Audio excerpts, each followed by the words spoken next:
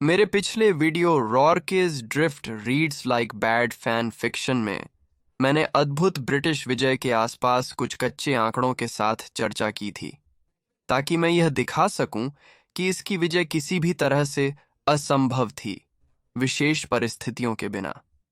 वास्तव में, अगर आपने वह वीडियो देखा है तो आपको यह लगेगा कि इसे संभव होना लगभग असंभव है, चाहे हमने कितने ही अजीब और हास्यास्पद तथ्य रखे हों। फिर भी यह एक मूर्खतापूर्ण शीर्षक हो सकता है, लेकिन कभी कभी लगता है कि रॉर्केस ड्रिफ्ट की लड़ाई वास्तविकता की तुलना में एक खराब ऐतिहासिक कल्पना अधिक है। सही है, हम सभी जानते हैं कि सैन्य इतिहास में सैनिकों की संख्या और हथियार प्रणाली से अधिक कुछ है। एक सतही नजर में उनकी स्थिति कितनी असंभव लगती है, इसे दिखाने के बाद मैं अब उन छोटे छोटे विवरणों में और गहराई से जानना चाहूंगा और बात करना चाहूंगा कि आखिरकार ब्रिटिश ने रॉर्केस ड्रिफ्ट की लड़ाई कैसे जीती। रॉर के ब्रिटिश उपनिवेश नाताल में जुस्ट जुलू साम्राज्य की सीमा पर एक छोटा मिशन स्थल था। ब्रिटिश सेना ने हमले से पहले वहां शिविर बसाया और दो इमारतों को फील्ड अस्पताल और सप्लाई डिपो में परिवर्तित किया। ब्रिटिश सेना ने हमले से पहले वहां शिविर बसाया, दो इमारतों को फील्ड अस्पताल और सप्लाई डिपो में बदला और एक छोटी गैरिसन को सामरिक निगरानी के लिए वहां छोड़ दिया। हमला बहुत दूर नहीं जा सका और फोर्स को आइसनडलवाना में लगभग समाप्त कर दिया गया, जो सीमा के कुछ मील पार था। उस लड़ाई के अंत में था कि जुलू की एक डिटैचमेंट अपनी मुख्य सेना से अलग होकर खुद को सीमा पर स्थित करने के आदेश के साथ ब्रिटिश संचार और वापसी की रेखाओं को काट देगी। निश्चित रूप से वे उससे अधिक करते हैं और अंततः रॉर्क के ड्रिफ्ट पर अपनी ब्रिटिश स्थिति पर हमला करते हैं। वह लड़ाई ईसान दलवाना के उसी दिन लगभग 4:30 शुरू होगी और अगली सुबह के सिर्फ प्रारंभिक घंटों तक चलती रहेगी। यह जुलू इकाई एक रिजर्व इकाई थी, जिसने वास्तव में ईसान दलवाना में किसी वास्तविक युद्ध नहीं देखा, और वे झुल्लू राजा कत्सुएयो के सागे भाई प्रिंस दाबुलामांजी के आदेश के अधीन थे। 1946 की लोकप्रिय फिल्म झुल्लू झुल्लू राजा कत्सुएयो का वास्तविक चित्रण प्रस्तुत करती है। झुल्लू राजा कत्सुएयो एक झुल्लू कमांड संरचना है, जो एक पहाड़ी शिखर से युद्ध के पाठ को निर्देशित करने वाली पुरानी जनता की लाइन है। वास्तव में दाबुलामांजी 40 के प्रारंभ में थे। फिल्म की तुलना में काफी युवा और कुछ लोगों ने उन्हें अत्यंत आक्रामक और एक कमांडर के रूप में उत्तेजित माना। तो जैसे ही जुलू बल यहां स्थिति में आ रहा है, वे वास्तव में अपने कई सैनिकों को खो देते हैं। ऐसा नहीं था, ऐसा होने का इरादा नहीं था, लेकिन कई वास्तव में अपने प्रमुख शरीर से अलग हो रहे हैं और देश भर में अनियोजित छापामारी का श्रृंखला शुरू कर रहे हैं, जिसमें स्थानीय अफ्रीकी क्राल्स भी शामिल हैं। वास्तव में ध्यान देने योग्य बात है कि जब फिल्म रॉर्केस ड्रिफ्ट के मिशनरी ऑटो विट को शराबी हालत में सेना द्वारा पोस्ट से बाहर होने के लिए मजबूर कर रही है, तो वास्तव में वह वहां ब्रिटिश गैरिसन के साथ काम कर रहा था और पहले से ही निगरानी का काम कर रहा था। वह उनके साथ और सेना के पादरी के साथ अच्छी तरह सहयोग कर रहा था। एक बार उन्होंने जुलू को अपने पोस्ट से कुछ मिनट की मार्च दूर देखा, जो दृश्य छोड़ गया था, लेकिन वह अकेले एक फार्म हाउस पर अपने परिवार की देखभाल करने के लिए था। जुलू सैनिकों ने ग्रामीण क्षेत्रों में छापेमारी की, लेकिन इस परिस्थिति में मुझे नहीं लगता कि हम उन्हें दोषी मान सकते हैं। तो फिल्म के खिलाफ एक निशान यह है कि वे उसे इतने नकारात्मक तरीके से दर्शाते हैं। वह बिंदु के बाहर है। हर हाल में यहां ब्रिटिश विजय का पहला और शायद सबसे महत्वपूर्ण कारक यह है कि जब डी बोलामांजी अपने इस छोटे छापेमारी को शुरू करते हैं, यानी रॉर्केस ड्रिफ्ट पर हमला, एक छोटी छापेमारी, वह आदेशों के खिलाफ कर रहा है। वह फिर से उत्तेजित हो रहा है। वास्तव में झुलू राजा काजुएओ द्वारा केवल बचाव के रूप में कार्य करने के लिए स्पष्ट आदेशों के तहत थे। उन्हें ब्रिटिश क्षेत्र, किसी भी क्षेत्र में सीमा पार करने की अनुमति नहीं है। अब वह क्यों होगा? यदि उन्होंने अभी एक बड़ी जीत हासिल की होती, तो क्या वे अधिक योजनाबद्ध हमलों और छापामारी के साथ शायद नाताल की ओर मार्च करते? लाभ को घर ले जाने के लिए ब्रिटिश स्थितियों पर दबाव क्यों नहीं बनाते? कम से कम सीमा पार करके एक आपूर्ति डिपो को उठा लेना चाहिए, जो इतना खराब सुरक्षित है। क्यों नहीं करते? खुद को साबित करने के इच्छुक राजकुमार के लिए सीमा पर 3-4 हजार अभी तक असंगठित योद्धाओं के साथ बस बैठे रहना, जो एक्शन के लिए उत्साही हैं, बड़ी बर्बादी लगती है ना? बस वहां बैठकर ब्रिटिश संचार को रोकने और पीछे हटने से आप बहुत महिमा नहीं जीत सकते। यह महिमामयी नहीं है। वैसे छोटी अवधि में, युद्ध नीतिक अर्थ में, यह समझ में आता है कि आप उस उद्देश्य को हथियाने के लिए देखने के लिए वहां जाएं, पहल के साथ जारी रखें। रॉर्क का ड्रिफ्ट अच्छी तरह से नहीं संरक्षित हुआ है, लेकिन यह महत्वपूर्ण बिंदु है। यह नदी क्रॉसिंग का एक महत्वपूर्ण रणनीतिक स्थल है जिसे आक्रमणकारियों द्वारा शुरुआती बिंदु के रूप में इस्तेमाल किया गया था। यदि आप तेजी से नियंत्रण प्राप्त करके इसे मजबूत कर सकते हैं तो भविष्य की परेशानियों से बच सकते हैं और उस बिट की महिमा को भी प्राप्त कर सकते हैं। यही तो है जो आरक्षी बल करता है। वे फैल करते हैं और भूमि परिस्थितियों के अनुसार अनुकूलित होते हैं, और सामान्यतः यही वह चीज होती है जिसकी सैन्य वृत्तों में प्रशंसा की जाती है। लेकिन यहां वह घिनौना शब्द फिर से आता है, संदर्भ। जुलू अब केवल नाताल से नहीं लड़ रहे हैं क्या? नहीं नहीं नहीं। ब्रिटिश साम्राज्य एक वैश्विक शक्ति है जिसमें जुलू के सपने में भी अनंत अधिक संपत्ति, प्रतिष्ठा और सैन्य शक्ति है। अगर राजा कत्सुएओ को इस युद्ध से किसी भी रूप में बाहर निकलने की कोई आशा है, जुलू स्वतंत्रता की, तो संघर्ष क्षेत्रीय रहना चाहिए। इसे केवल नाताल उपनिवेश और जुलू साम्राज्य तक सीमित रखना चाहिए। यदि कत्सुओ ब्रिटिश को यह साबित कर सकते हैं कि वह आसानी से जीता नहीं जा सकता और युद्ध ब्रिटिश के लिए जुलूलैंड की वास्तविक कीमत से अधिक परेशानी होगी, तो वह उन्हें एक समझौते की शांति समझौते पर ला सकते हैं। उदाहरण स्वरूप एंग्लो बोर युद्धों का संदर्भ लें। पहले बोर युद्ध में इस छोटे से बोर बल ने चीजों की बड़ी योजना में एक काफी छोटी ब्रिटिश गैरिसन बल को हराया और वास्तव में ब्रिटिश को बातचीत करने में सफल रहे, जहां उन्होंने वही प्राप्त किया जो कत्सुओ यहां शायद उम्मीद कर रहे हैं, कम से कम आंशिक स्वतंत्रता के साथ एक समझौता। क्या ब्रिटिश साम्राज्य ने बोर्स द्वारा प्रस्तावित शर्तों को अस्वीकार कर झंडे के पक्ष में संगठन किया और निर्णय लिया कि युद्ध किसी भी कीमत पर नहीं हारना चाहिए? ठीक, तो शायद वे जीत सकते थे। ये उन्हें अत्यधिक, यहां तक कि असाधारण धन और रक्त की खर्च कर सकता था, लेकिन फिर भी अगर वहां सिर्फ इच्छा थी तो वे ऐसा कर सकते थे। दूसरे बोर युद्ध में इच्छा थी, ब्रिटिश को पहले ही दिखाया गया था, और दक्षिण अफ्रीका में हीरों की खोज ने बोर्स की स्थिति को और बिगाड़ दिया।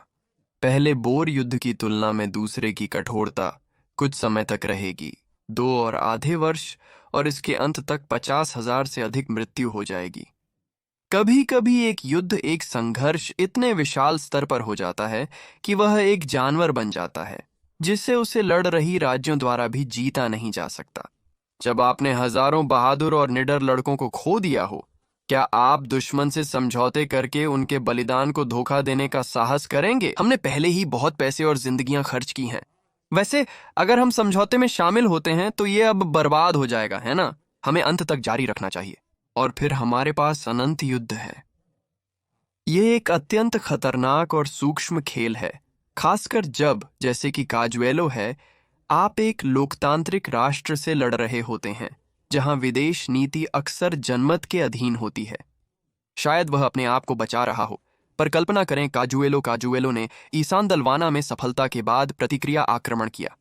लंदन की अखबारों के शीर्षक कल्पना करें, ईसान दलवाना नरसंहार के बाद नाताल की सड़कों पर लूट करने वाली जंगली सेना। मेरा शक है कि समाचार पत्र हम पर हमला कर रहे होंगे। वास्तविकता यह है कि हम उन पर हमला कर रहे हैं और वे केवल खुद को बचा रहे हैं। तो हाँ, ये शायद थोड़ा समान हो सकता है। नहीं, ईसान दलवाना में नरसंहार पड़ेगा। आपको पता है, रूकस स्ट्रिप के मिशन स्टेशन पर हत्या। यह अच्छा नहीं दिखता है। वह होगा, जुलू साम्राज्य का पतन होगा। ब्रिटिश निश्चित रूप से इसे कभी स्वीकार नहीं करेंगे। वे अपनी कोशिशों को बढ़ाएंगे, सहायता देंगे और प्रतिशोध स्वरूप जुलू भूमि को जला देंगे। और वैसे ही वास्तव में उन्होंने ठीक वही किया। शायद ईसान दलवाना में हार थोड़ी अधिक कुचलने वाली थी। यह ब्रिटिश के लिए बहुत ही विनाशकारी और सार्वजनिक था। अगर यह मानो एक मध्यम हार होती जिसने ब्रिटिश को अपनी योजना को फिर से समन्वयित करने को मजबूर किया बिना बहुत शर्मनाक होने के, तो शायद शांति समझौता संभव हो सकता था। फिर से मानो पहले बोर युद्ध की ओर देखो। लेकिन किसी भी हालत में मैं यहां थोड़ी देर और ठहर रहा हूं। कैटसुयो बहुत पतले सुई के धागे को डालने की कोशिश कर रहा है। रक्षात्मक बने, विजयी का समर्थन करें और वह ब्रिटेन कमजोर करें जो आपकी सार्वभौमता में बाधा डाले।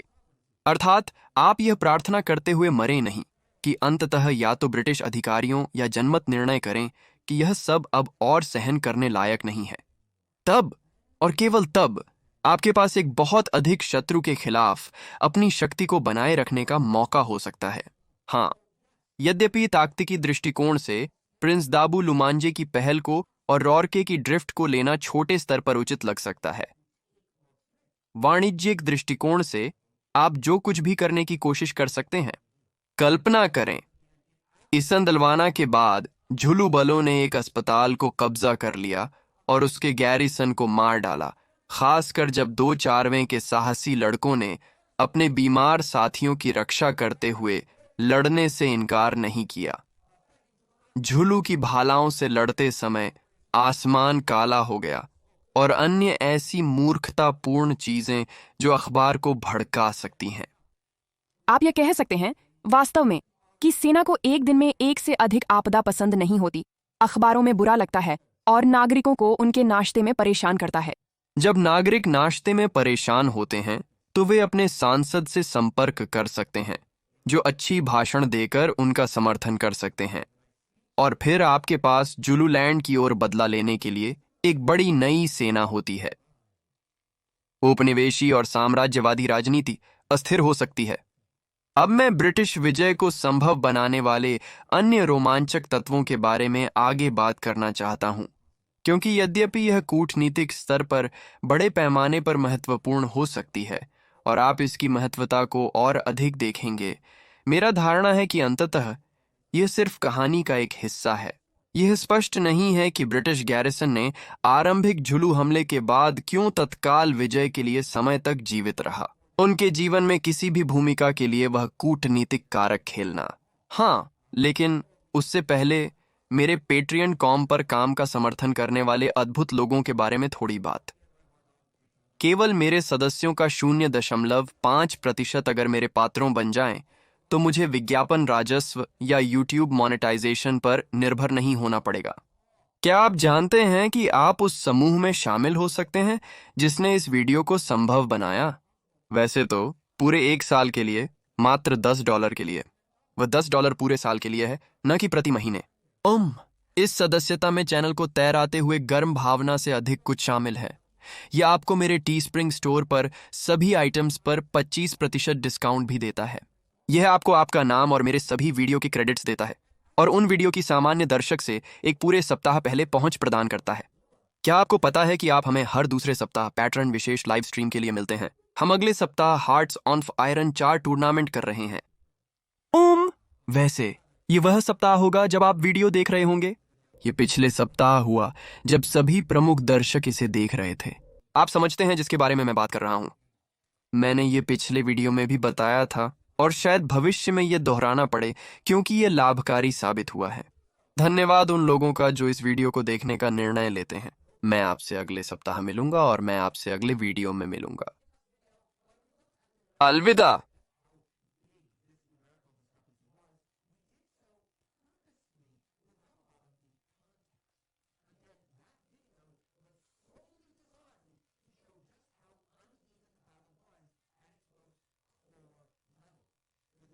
ब्रिटिश इतिहास के विद्यार्थी विकिपीडिया पर रोरिक के ड्रिफ्ट के युद्ध का सारांश देखकर कहते हैं, वाह, ये गहरा है। प्रारंभिक धारणा एक पूर्ण असंभवता की होती है। यही हम उस अंतिम वीडियो में बात कर रहे थे।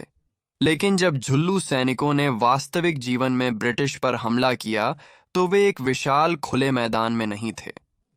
चलिए दुर्गीकरण के बारे में और इसके पीछे हटने की संभावनाओं के परिवर्तन की गहराई पर चर्चा करते हैं, यहां तक कि जब आप 20-1 में कम होते हैं। जुलू के खिलाफ लड़ने की बजाय खड़े रहने का निर्णय लेने पर ब्रिटिश ने तुरंत ही रोरिक के ड्रिफ्ट को अपनी क्षमता के अनुसार दुर्गीकृत करना शुरू कर दिया। भंडार घर और अस्पताल को प्राकृतिक मजबूत बिंदुओं के रूप में निर्मित किया गया था। बाहरी दरवाजों को रोकने के लिए फर्नीचर का उपयोग हुआ और सैनिकों को बाहर फायर करने के लिए दीवारों में छोटे छेद काटे गए, जो इमारत की आंतरिक सुरक्षा के रूप में काम करते थे। तो आप जानते हैं, यह अत्यंत अच्छा है। फिर इमारतों के बीच मिली बैग्स से एक दीवार बनाई गई थी, जो पहले से मौजूद एक छोटी पत्थर की दीवार के साथ एक जानवर के पिन का हिस्सा, जिसे क्राल कहा जाता है, शायद मैं इसे गलत उच्चारण कर रहा हूं। ये एक अफ्रीकांस शब्द है, एक क्राल। अब कुछ ऐसा जो हम आमतौर पर नहीं देखते। वास्तव में इन दुर्गों की ऊंचाई है, उनका पैमाना, महत्व कहना। कम से कम कुछ क्षेत्रों में दीवारें जो ब्रिटिश ने बनाई थीं, वे झुलू द्वारा आसानी से चढ़ा नहीं जा सकती थीं। वे सिर्फ ये छोटी कमर की ऊंचाई या छाती की ऊंचाई की छोटी असुविधाएं नहीं थीं। झुलू उन्हें उछलकर या तेजी से ऊपर चढ़कर पार नहीं कर सकते थे और फिर किले के अंदर हो जाते। जब वह झुलू की लहर ऊपर से बहती है तो ऐसा नहीं है कि वे बस किले के अंदर पहुंच जाएंगे और लोगों पर हमला कर देंगे और ये छोटे समय में महत्वपूर्ण हो जाएगा। ये एक बड़ी दीवार है। यह महत्वपूर्ण है कि जब लेफ्टिनेंट चार्ड ने खड़े होकर लड़ने का निर्णय लिया तो उनके पास 150 से अधिक सैनिक थे जिनसे वह लड़ाई कर सकते थे। रोरके के ड्रिफ्ट की सुरक्षा हेतु वास्तव में करीब 400 पुरुष थे, जिनमें नाताल मूल करबिनर्स की महत्वपूर्ण संख्या शामिल थी। हालांकि इन लोगों ने पहले ही इसानदलवाना में लड़ाई देखी थी, वे स्वयं ही गोलियों की कमी में थे और संभावना है कि वे दीवार पर लिखावट देख सकते थे। और इस प्रकार वे रोर्क के ड्रिफ्ट से बाहर आकर झुलू से संघर्ष करके गैरिसन को कुछ समय खरीदते हैं और अंत में पोस्ट छोड़ देते हैं। वास्तव में गैरिसन इस कुछ 100 लोगों के अमूल्य और जीवन बचाने वाले संसाधन को खोने पर परेशान था। गैरिसन ने भागते हुए पुरुषों पर गुस्से में कुछ शॉट्स चलाए थे। उन्होंने वास्तव में अपने कॉर्पोरल की हत्या की, एक निश्चित मिस्टर विलियम एंडरसन। यह हमारी सोच से कम शिष्ट थी। नंबरों को कम करने के बाद लेफ्टिनेंट चार्ड को योजना में बदलाव करने की आवश्यकता होगी। फिर सबसे अधिक चीजों से बनी एक आंतरिक दीवार, बिस्कुट की डिब्बों से बनी, भंडार घर से और पत्थर के क्राल के विपरीत बनाई गई थी ताकि मूल रोकथामों के भीतर एक छोटा किला बनाया जा सके। जी हाँ, मैं बिस्कुट के बड़े बक्सों की बात कर रहा हूं, न कि छोटे बक्से। ये बक्से एक किराना स्टोर की प्रदर्शनी पर आसानी से रखे जा सकते हैं। यह प्रभावी रूप से रोर्क के ड्रिफ्ट की रक्षा को एक मॉड्यूलर सेटअप बना रहा है ताकि यदि मिशन का कोई भी हिस्सा दुश्मन के हाथ में चला जाता है तो अन्य तत्व लड़ाई की स्थिति बनाए रख सकते हैं और उन क्षेत्रों का समर्थन कर सकते हैं जो संकट में हैं, जैसा कि यह था। फिर भी कैसे ब्रिटिश इस सबसे महत्वपूर्ण तत्व का सामना करते थे, यह बहुत महत्वपूर्ण हो जाता है। इस सब का प्रतिनिधित्व करने वाला यह प्रभावी रूप से एक नाटकीय बल गुणक है ताकि यह छोटा 150 गैरिसन अधिक मात्रा में बल प्रकट कर सके। वे वह ले रहे हैं जो शुरू में पूरी तरह से गणितीय रूप से असंभव होता है, जो हमने पिछले वीडियो में देखा। इसके मूल कोर स्तर पर गणित वास्तव में काम नहीं कर सकता और जो वे कर रहे हैं वे अपनी शक्ति के भीतर सब कुछ कर रहे हैं ताकि वे उन आंकड़ों को संतुलित कर सकें जितना संभव हो सके। गेमिंग के अर्थ में आप कह सकते हैं कि वे अपने डाइस रोल में जितने इसके उत्तम संशोधक जोड़ रहे हैं वे इसे मिनमैक्स कर रहे हैं। अंत में वास्तविक युद्ध की ओर देखें। जुलू बल लगभग 4:30 रोर्के के ड्रिफ्ट पहुंचते हैं। यह उनके लगभग 8 और आधे घंटे चलने के बाद होता है जिन्होंने उसी सुबह 8 बजे शुरू किया था।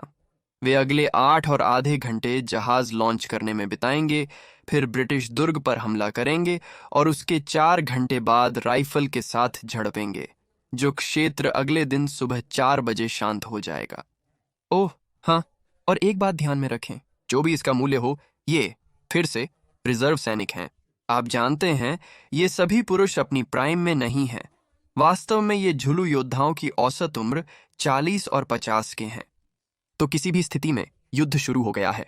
एक समय में 700 झुलू योद्धा उड़ जाते हैं ब्रिटिश दक्षिणी दीवार के खिलाफ। रुको, ठहरो, रुको। 600? सिर्फ 600 दीवारों और सब पर धोने की 3-4 हजार मजबूत भीड़ का क्या हुआ?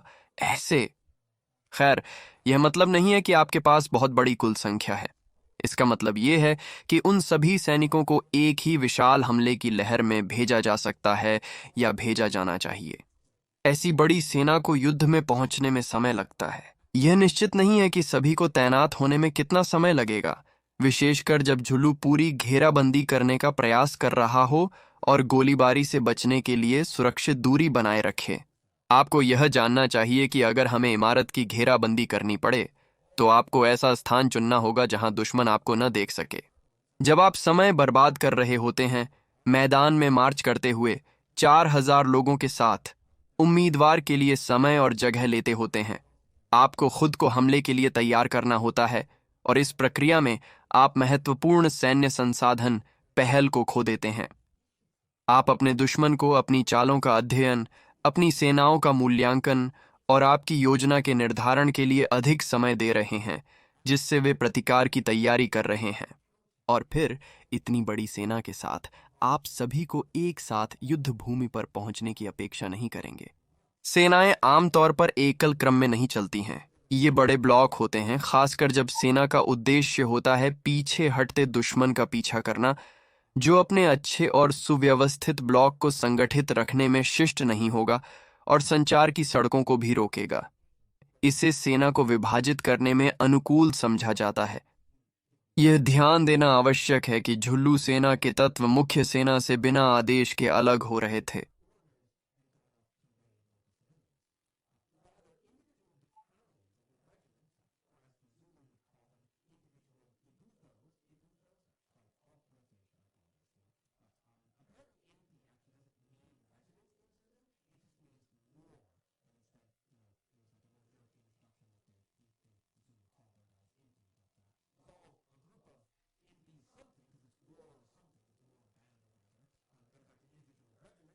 एक इबूथो है। प्रत्येक इबूथोस अपनी मार्च की गति नौका के मार्ग के अनुसार विभिन्न समयों पर मैदान में पहुंचते हैं। फिर भी आप साइट पर पहुंचकर दुश्मन की ओर हाथ हिलाकर कह सकते हैं, हेलो दोस्तों, हम जल्द ही तुम्हें हराएंगे, चिंता न करो। बिल्कुल। मैदान पर पहुंचने पर आप दुश्मन को दबाने और परेशान करने के लिए पहल कर सकते हैं। एक अग्रदूत दुश्मन से मिलने का उद्देश्य आमतौर पर ऐसा ही होता है। आप उनके साथ संघर्ष करते हैं, उन्हें वहीं रखते हैं, उन्हें आराम नहीं करने देते और अपने बाकी लोगों का इंतजार करते हैं जो वास्तव में दिन जीतने के लिए संघर्ष करते हैं।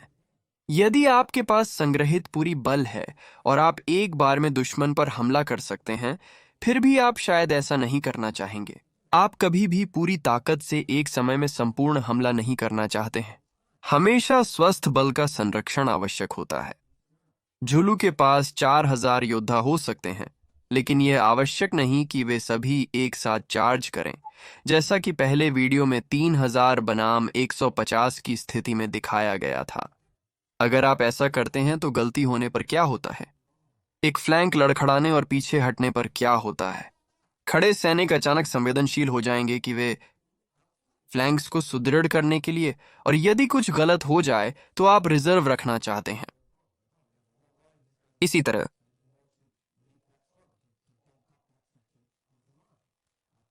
वाकई कहा जाता है कि कोई युद्ध योजना दुश्मन से संपर्क होने के बाद नहीं टिकती। युद्ध क्षेत्र की स्थितियां बदलती और स्थानांतरित होती हैं, और जमीन पर मौजूद लोग वास्तविक समय में उन परिवर्तनों का प्रतिक्रिया करते हैं जिसमें सीमित जानकारी होती है। अगर आपने अपनी सेना को एक ही युद्ध योजना पर लगाया और कुछ गलत हो गया, तो आपके पास नई स्थिति के अनुरूप नए आदेश देने वाला कोई नहीं होता। बजाय इसके आप उनसे आदेश भेजने की कोशिश करते हैं जो पहले से लगे हुए हैं, और वे या तो असमर्थ हैं, अनिच्छुक हैं, या उनके आदेश अब प्रासंगिक नहीं हैं, जिसके कारण वे मर रहे हैं। यदि पुरुष खेत में लड़ रहे हों तो कभी कभी उन्हें ताजगी से निर्देश देना कठिन होता है। अगर खेत में अनपेक्षित स्थिति उत्पन्न होती है, जैसे हमारे दुश्मन के पास हमारे आरक्षित होते हैं और हमारी लाइन के एक कमजोर स्थल पर हमला करते हैं, तो हमारे पास उन्हें रोकने के लिए अपने आरक्षित भेज सकते हैं। यह स्थिति अव्यावहारिक हो सकती है, लेकिन आपको तत्पर रहना चाहिए। इसलिए चाहे किसी भी स्थिति में आपके पास अगर 3-4 हजार लोगों का एक समूह हो, तो आप उन सभी का एक साथ उपयोग नहीं करते। आप बल का कुछ भाग भेजकर दुश्मन की प्रतिक्रिया और कमजोरियां देखते हैं और उन्हें कैसे शोषित करें। आखिरकार यह उस प्रारंभिक लहर पर निर्भर करता है। आप या तो उसे पूरी तरह वापस खींच सकते हैं, हानि मान सकते हैं, या आप नई जानकारी मिलने पर अलग अलग आरक्षित और दूसरी लहरें भेज सकते हैं। अगर आप ये सोच रहे हैं कि आप बड़ी एकल लहर हमले में जाएंगे क्योंकि आप यकीनी तौर पर जानते हैं कि कुछ भी गलत नहीं हो सकता और आप दुश्मन की रक्षा को खत्म कर देंगे, तो अगर उन्हें एक साथ भेजते हैं तो क्या होता? अगर कहो सेना का एक हिस्सा वापस लौटने का फैसला करता है, उसके निर्णय योग्य हों या नहीं, जूनियर अधिकारी सिर्फ उत्तम आदमी नहीं है, शायद उसे कुछ दिखाई दे रहा है जो उसे परेशान कर रहा है। लगता है कुछ बदल गया है। वे शायद आदेशों की गलत व्याख्या करते हैं, किंतु सेना का एक तत्व थोड़ा पीछे हट सकता है। यह सामान्य रूट का कारण बन सकता है। अगर अधिकारी नंबर 2 अधिकारी 1 को देखता है और समझता है कि वह वो काम नहीं कर रहा जो उसे करना चाहिए। अगर उसने अपना काम नहीं किया तो मैं भी अपना नहीं कर सकता। मैं बाहर हूं, मरना नहीं चाहता। वह पीछे हटता है। फिर अधिकारी संख्या 3 उसे देखकर, ओ, हम सभी पीछे हट रहे हैं। लड़कों, तेजी से भागो। कुछ तो हुआ होगा, आप जानते हैं, वहां भयानक रूप से गलत हो गया। सभी अपनी जान बचाने के लिए भागो। आपको पता है, ये बहुत सरल है। यदि घबराहट एक सेना के छोटे हिस्से में हो और यदि स्थितियां नियंत्रण से बाहर हो जाती हैं, तो यह तेजी से प्रसारित हो सकती है, खासकर जब कमजोर स्थितियों की सहायता के लिए समर्थन नहीं मिलता है। यदि शक्ति नहीं है तो आप अपने साथियों को या लड़ाई में वापस ले आने के लिए बंदूक की नोक पर ले आते हैं, या उन्हें नए आदेश देकर, या उन्हें आश्वस्त करने के लिए। रूट तब होता है जब सेनाएं हमेशा अपने खराब हताहतों का सामना करती हैं, लेकिन यह उन्हें एक संगठित प्रतिकार हमले के लिए भी खोलता है। संपूर्ण बल को संगठनबद्धता खोने, पहाड़ों की ओर जाने और अन्यथा हीन बल द्वारा टुकड़ों में सफाई की संभावना होती है। अगर सभी दौड़ने लगते हैं, कुछ गलत होता है और वे पीछे हट जाते हैं, तो रोकने के लिए क्या है? सेना को उड़ान भरने से रोकने, भागने या बाहर फेंकने का प्रयास और छोटे झुलू बलों को उठाने का प्रयास, जो एक बड़ी सेना में एकजुट नहीं है। फिर एक बार 2 सेनाओं के वास्तविक संदर्भ और मिलान के दृष्टिकोण का परिचय, जो हम फिल्मों में समय समय पर देखते हैं, जुलू के लिए एक जटिलता की परत जोड़ता है, जिससे ब्रिटिश की संभावनाएं बड़ी प्रभावित होती हैं। तो 600 झुल्लू नहीं, 3000 रोर्क के ड्रिफ्ट पर दक्षिणी दीवार पर हमला करते हैं, लेकिन रास्ते में कवर के लिए बहुत कम होता है, और जैसा कि मैंने पिछले वीडियो में बताया, ब्रिटिश 500 यार्ड पर आग खोल देते हैं। आग के तहत होने पर दौड़ने की दूरी काफी बढ़ जाती है। फिर भी यह योजना दुश्मन से पहले संपर्क को अनिवार्यतः बचा नहीं पाती और चार्ज के दौरान बल विभाजित हो जाता है। चुलू के कुछ लोग मौत की आग में फंस जाते हैं, जिससे उनकी आगे बढ़ने की क्षमता कम हो जाती है। वहीं चार्ज करने वाले लोग अपने सामने असंभव स्थिति से जूझ रहे हैं। दृढ़ीकृत भंडार घर उनकी दाएं और सामने मजबूत अस्पताल है, और इनके बीच में आपके पास बंदूकधारी लोगों से बचाने की एक ऊंची दीवार है। यदि उन्हें अस्पताल की ओर धकेला जाए तो दरवाजे बंद हो जाएंगे और कई पुरुष दीवारों के खिलाफ अटक जाएंगे जब वे रास्ता खोलने की कोशिश करेंगे। जब वे अस्पताल की ओर बढ़ेंगे, दरवाजे बंद हो जाएंगे और वे दीवारों के खिलाफ अटक जाएंगे। झुलू खिड़कियों या छत पर चढ़ेंगे, जहां उन्हें चाकू और गोली से मारा जा सकता है। उस अस्पताल में अनेक सैनिक हैं जो निरंतर लूप होल्स से गोली चला रहे हैं, और स्टोर हाउस और दाहिनी दीवार उस मजबूत बिंदु को और अधिक मजबूत कर रहे हैं। यदि जुलू स्टोर हाउस में धकेलने का निर्णय लेते हैं तो उन्हें समान समस्या का सामना करना पड़ेगा। यदि वे केंद्र के माध्यम से बढ़ते हैं और दीवारों को पार करने का प्रयास करते हैं, तो वे 2 मजबूत बिंदुओं में फंस जाते हैं, और यदि वे इन दीवारों को जबरदस्ती पार करते हैं तो उनका अंदर अवश्य ही एक और झोंका इंतजार कर रहा होगा। नहीं, आप ये देख सकते हैं कि स्थिति कैसी अस्थायी है, और इस प्रकार एक व्यक्ति या दूसरे से उस आरोप पर एक निर्णय लिया जाता है। यह तत्काल बनाया और स्थितियों के अनुसार स्थल पर समायोजन और परिवर्तन करता है। यदि आप सीधे नहीं जा सकते तो चार्ज रोकने का प्रयास न करें, अन्यथा आपको नीचे दबाया जा सकता है। इसके बजाय आसपास जाने की कोशिश करें। बाएं मुड़कर झुलू अस्पताल के चारों ओर घूमते हैं और उत्तरी दीवार पर हमला करना शुरू करते हैं। कुछ तो इमारत के भीतर जाने की कोशिश करते हैं। वे किसी प्रकार से चार्ज आगे बढ़ और घूम रहे हैं और इसके दौरान हर जगह हमला कर रहे हैं। लेकिन इस दौरान जब बल दिशा बदल रहा है और विभिन्न कोणों पर जांच और हमला कर रहा है, उन पर निरंतर गोलीबारी की जा रही है। इस गलियारे में कुछ झुलू दौड़ते हैं, बाकी लोग नीचे पिन हैं पीछे में और ऐसा, जबकि कुछ लोग अस्पताल में अपने रास्ते को रोकते हैं। दूसरे लोग किले की दूसरी ओर उत्तर पश्चिमी और उत्तरी दीवारों पर हमला करते हुए बढ़ते जा रहे हैं। झुलू ने वास्तव में हाथापाई में भाग नहीं लिया है, और हम पहले से देख रहे हैं कि बल को छोटे हिस्सों में विभाजित कर दिया गया है। जब झुलू उत्तरी दीवार तक पहुंचते हैं तो वे कुल बल के आकार का एक छोटा हिस्सा होते हैं। स्वाभाविक रूप से मेले की लड़ाई में फंसे झुलू यह जान लेते हैं कि अधिकांश स्थलों पर दीवारें चढ़ने के लिए विश्वसनीय रूप से ऊंची होती हैं। शीर्ष तक न पहुंच पाने पर वे आधार के नीचे शोर मचाते हैं और अपने हथियारों को सीमा पर चलाने की कोशिश करते हैं। वे दुश्मन की राइफल हथियाने और छिद्रों से बाहर भीतर झांककर उनसे छुरा मारने की कोशिश कर रहे हैं। कुछ पुरुष दीवार के ऊपर पहुंचते हैं, कुछ क्षेत्रों में ये नीचे होता है, कुछ क्षेत्रों को क्षति होगी, वहीं कुछ लोग दूसरों की तुलना में बेहतर होते हैं। ठीक है, वे मीली बैग्स पर खड़े होते हैं, ब्रिटिश आग का पूर्ण प्रकाशन होता है और बेयोनेट्स के लिए। और अगर जुलू को किसी भी हमले में सचमुच रक्षा में फर्क पड़ाने की सफलता मिलती है तो आप जानते हैं उसके पीछे अभी भी एक और रक्षात्मक लाइन होगी, चाहे कुछ लोगों ने तोड़ने का प्रयास किया हो। बिस्कुट टिन सहित हमारे पास कई स्तरों की सुरक्षा है। ये योजना और दुर्गीकरण का महत्व है। इस परिदृश्य में वे ब्रिटिश के लिए बल गुणक हैं।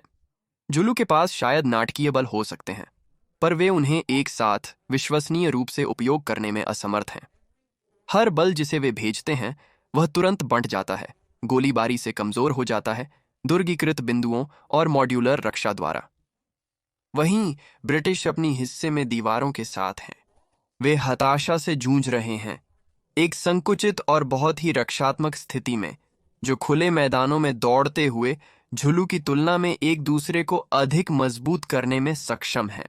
तो यह सिर्फ पहला हमला है, लेकिन वही मूल नमूना घंटों और घंटों तक कई लहरों पर जारी रहेगा।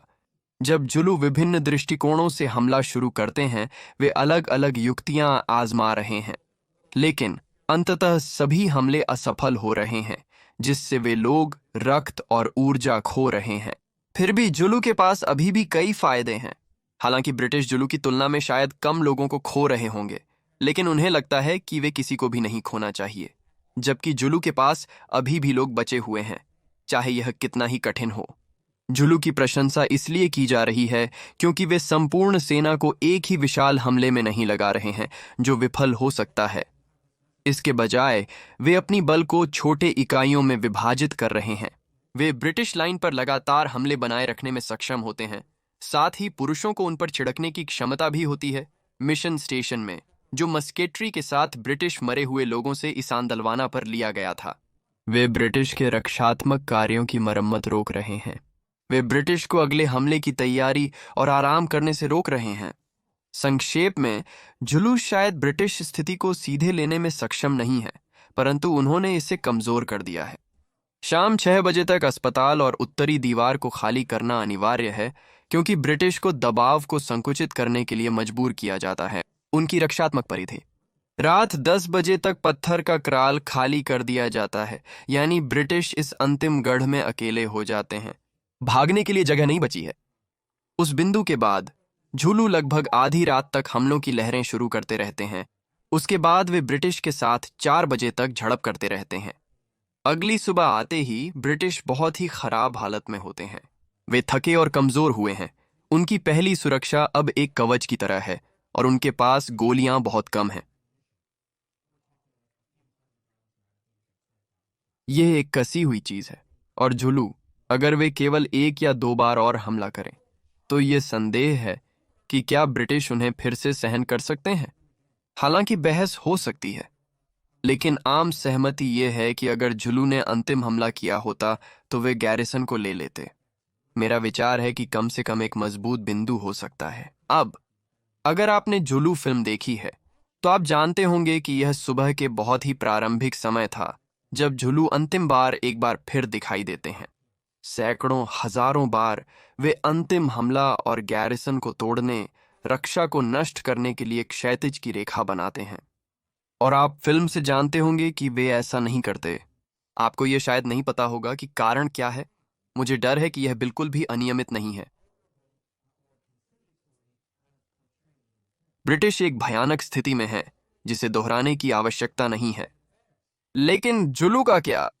वैसे इन 40 और 50 के पुरुषों ने पिछले 2-4 घंटों में लगभग 8 और आधे घंटे मार्च करके अगले 8 और आधे घंटे ब्रिटिश स्थिति पर हमले करने और फिर 4 घंटे झगड़े में बिताए।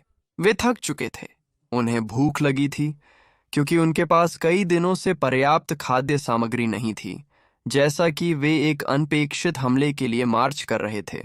यह अनियोजित छापा है और वे विदेशी क्षेत्र में हैं। उन्होंने 350 से अधिक मौतें और अनेक घायल होने का सामना किया। उनके पास ब्रिटिश की गोलीबारी और अन्य चीजों की सटीक स्थिति का ज्ञान नहीं था। और बड़ी बात यह है कि पुनः संवर्धन पहले से रास्ते में थे। लॉर्ड चेल्मसफोर्ड की नेतृत्व वाला राहत स्तंभ जल्द ही पहुंचेगा। जुलू रोरके के ड्रिफ्ट पर सुबह 8 बजे पहुंच गए। फिर भी जुलू को शायद ही कोई सहायता मिल सकती है, क्योंकि वे वहां होने ही नहीं चाहिए। फिर याद रखें, जिसके लिए लड़ी और बलिदान दिया गया वह जुलू राजा की इच्छाओं के खिलाफ था। यह सब कुछ जुलू की विजय या पराजय के नुकसान के लिए था। प्रिंस द बॉलेमोंडी को अक्सर समझाना पड़ता, चाहे उन्होंने रोरके के ड्रिफ्ट की लड़ाई में 600 की प्रारंभिक चार्ज पर जीत ही क्यों न ली हो। कुछ नहीं कहना एक क्लड्स की क्रिया है। रक्त की अनावश्यक हानि और जनसंपर्क को अच्छे तरीके से व्यक्त करना है। सचमुच ईमानदारी से, यह दाबुला बांजी के लिए अच्छी बात है कि किंग कत्सुयो परिवार थे। अंत में उन्हें तनाव से बचाया गया। यह अचरज की बात नहीं है कि जुलू ने अपने नुकसान को कम करने और वापसी करने का निर्णय लिया। फिर भी उन्हें अंतिम चार्ज के साथ जीतने का मौका था। अगर वह चार्ज उनके पहले जितना साहसी और उत्साही होता तो शायद वे जीत जाते। लेकिन यदि वे अंतिम चार्ज करते तो यह अंततः जुलू के लिए एक खराब चाल होती। यह हमला शुरू करना खुद में ही गलत था।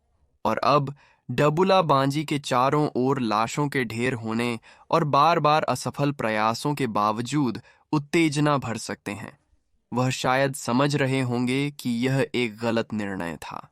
चाहे उसे जीत सकता था या नहीं, उसे शुरू में वहां होना ही नहीं चाहिए था। चाहे कच्चे आंकड़े अद्वितीय हों, प्रिंस डबुला बांजी उन्हें देख रहे हैं। वे सोचते हैं, हमारे पास 3000 हैं, वे सिर्फ 100 हैं, हम सफाई अभियान आसानी से कर लेंगे।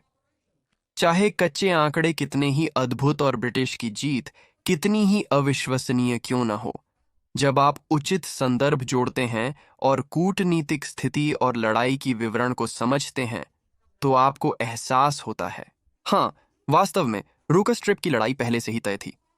लेकिन लंबे या छोटे समय में वह निश्चितता कभी भी झुलू साम्राज्य के पक्ष में नहीं थी। आप सभी का धन्यवाद देखने के लिए। बिल्कुल, विशेष रूप से मेरे सदा उपकारी समर्थन वर्गों के लिए patreon.com पर, क्योंकि उस सदस्यता और उनकी उदारता की बदौलत मैं अपने काम को जारी रख पा रहा हूं।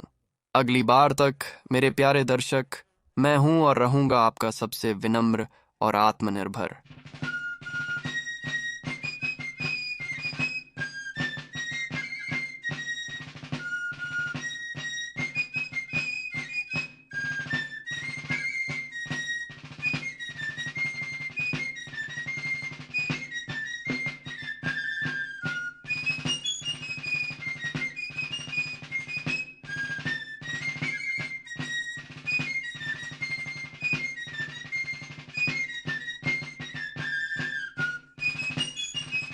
देखने के लिए धन्यवाद।